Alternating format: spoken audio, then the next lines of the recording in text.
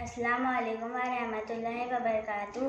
मैं आपके सामने एक तकरीर पेश करने जा रही हूँ जिसका उन्वान है हमारे पैगम्बर हज़रत मोहम्मद सल्लल्लाहु अलैहि वसल्लम ने इस तरह तालीम दी। हमारे पैगम्बर हज़रत मोहम्मद सल्लल्लाहु अलैहि वसल्लम ने सिखाया कि हम इस दुनिया में किस तरह ज़िंदा रहें। आप सल्लल्लाहु अलैहि वसल्लम ने अपने अमल से सिखाया।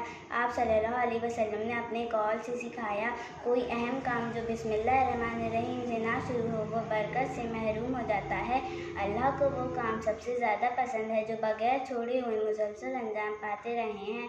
वो मुकद्दर है। ज़्यादा ना हो, जो शख्स वज़ू करता है और उसे अच्छी तरीके से करता है, उसके गुनाह उसके जिस्म से निकल कर दूर हो जाते हैं, यहाँ तक कि उसके नाखूनों के नीचे से भी निकल कर बाहर चले जाते हैं। जहाँ कहीं भी हो, अल्लाह से डरते रहो और हर बुरे काम के बाद कोई अच्छा काम कर डालो, वो उस बुरे काम को धो डालेगा। इस तरह अल्लाह के रसूल हज़रत मोहम्मद सल्लल्लाहु अलैहि वसल्लम ने दीन सिखाया। अस्सलामु अलैकुम व रहमतुल्लाहि व बरकातुहू।